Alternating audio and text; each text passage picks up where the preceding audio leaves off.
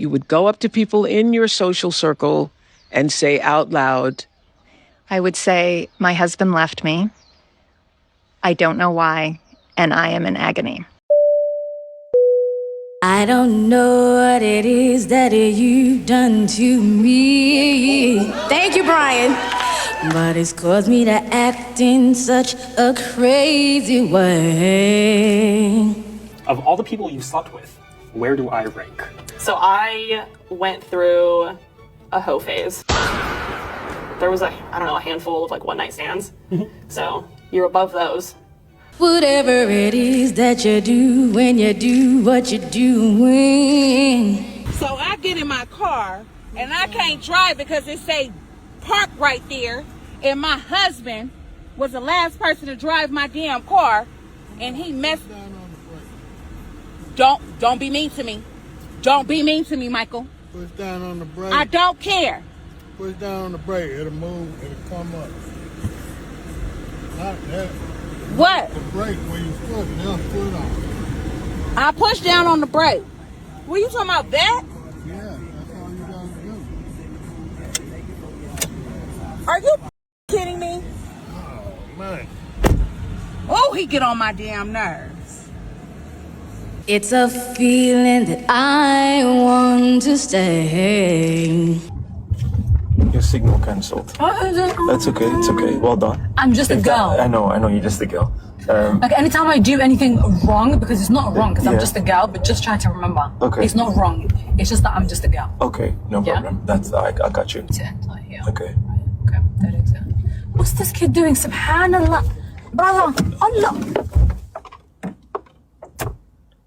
Don't worry, you're just a girl. Cause my heart starts beating triple time with thoughts of loving you on my mind. The turning point for me was when he started cheating, because you're not going to be broke.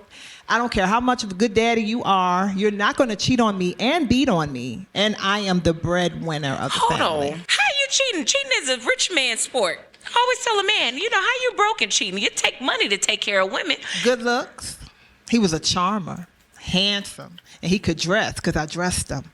He had the suits. He had the Steve Harvey suits. The women would fall in love with him. For a magic summer in 1993, SWV came out of nowhere and took over music, while others were singing about knocking the boots, somebody rock them, babe. And others were rapping a four-word phrase that would define the 90s. Whoop, that is Hitman.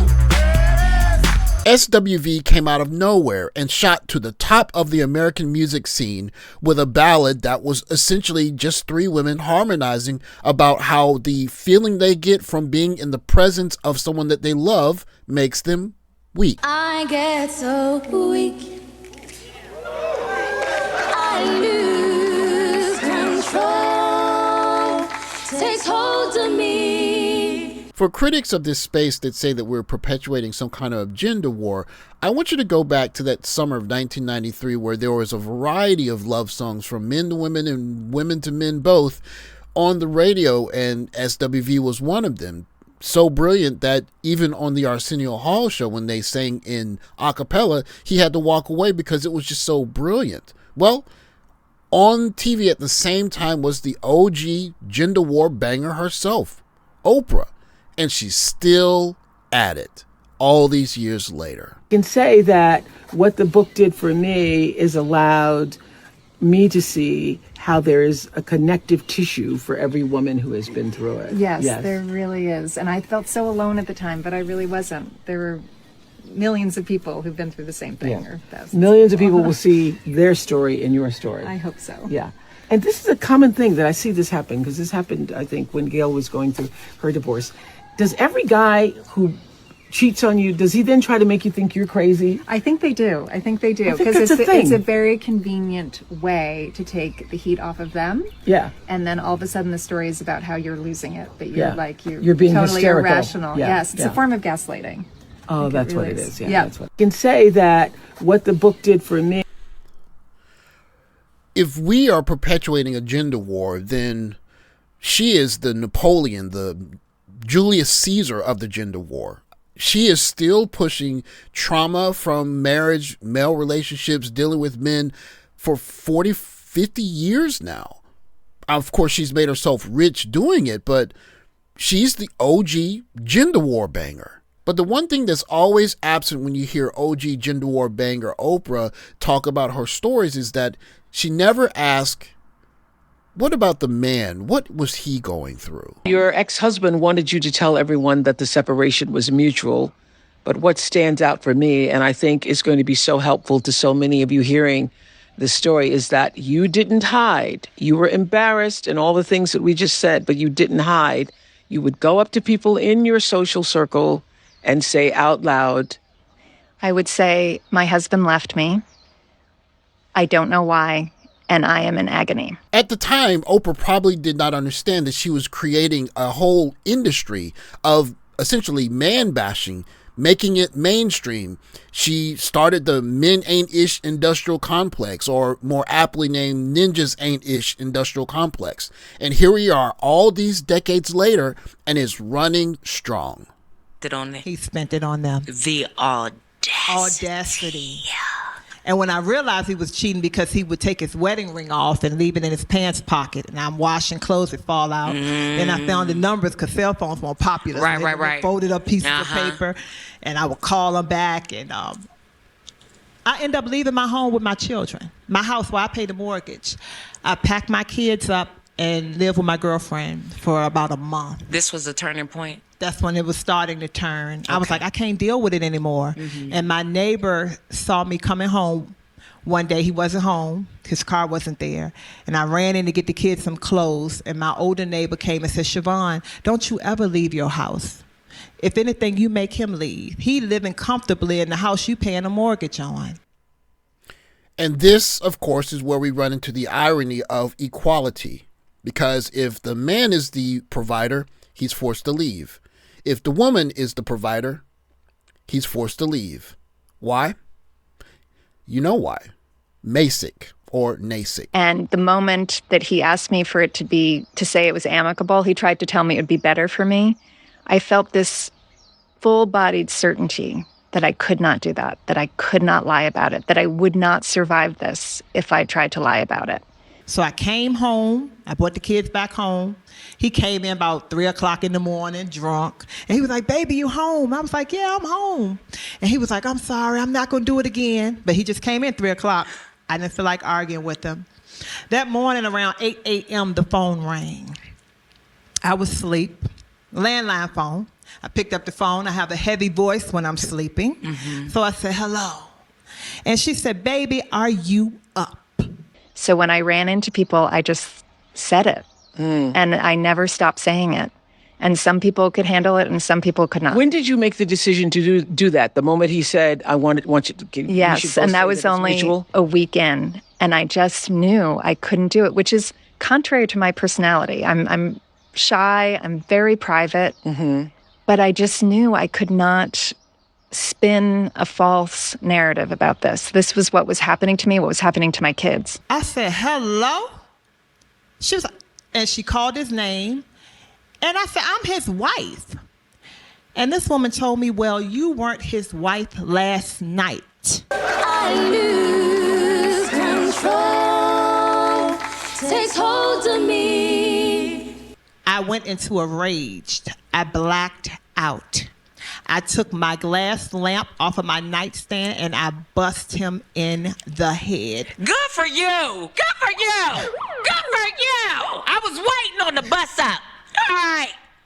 Good. I did. And it was everywhere. And I said, you got women calling my house on my phone where I pay the phone bill? I don't know who that is, baby. Please wait. Because he never seen me like that before. This is your first time retaliating? My first time retaliating. I had had enough. Yeah. And I went into that kitchen and he ran behind me and I took a butcher knife and I stabbed him in his chest. Hold up, swole up. You did. You hold. Wait a minute. We went kind of far. Now we done went from a bust up with a lamb to a butcher knife. Yeah. And I'm not saying violence is not the answer. But I was so angry because I was tired of years of abuse. And then now disrespect. And choking me. I'm going to work. I work in corporate America with sunglasses on, trying to paint this perfect picture of us. I was tired. And I stopped him. Good. But God saved him. And me too. Did you stab him like... I stabbed him in the heart and the blade broke. Now, when have you ever heard of a blade breaking off of a knife? I believe the father reached his hand down and took that knife out. It was still a cut. But yeah. Yeah. Was you planning to kill him? Is that in your moment? I don't know. You just blacked out. I just blacked out. You know, I be watching snaps, and it looks like you just snapped. Real. I did. And it's real. There are crimes of passion when you're just pushed to your limit and you just snap. And that's what you did. I snapped. And a lot of it I don't remember. He reminded me. He said, because my eyes had turned black. He said he had never seen him like that before. He was like, you were in a daze. And he kept calling my name. Now, this is what he told me because I don't remember that. And he was like, Siobhan. And he said my eyes were black and he didn't know who I was.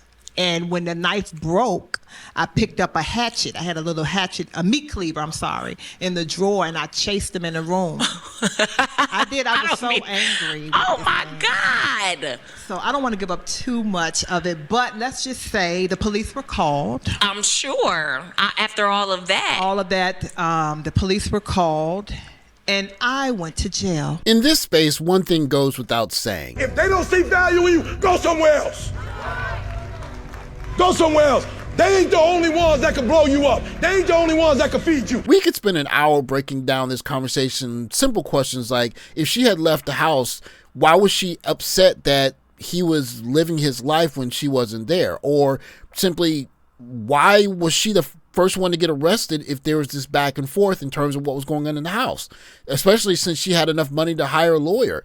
It's just simple questions. But then again, in this age from the old Oprah to the new one, we don't get the microphone in front of the man to say what was going on your side of all of this, or should I say, what was your point of view of all of it? And the biggest casualty in this OG Oprah gender war banging era is a lack of desire for men to go and chase modern women, because that's always been men's biggest temptation. What's the central part of your training? Is it running? Is it sparring? Or central part is in dodging the nightclubs and the parties and the girls. You want the truth? And being in the bed by yourself 9 o'clock at night. And if you can get by that, you'll make it.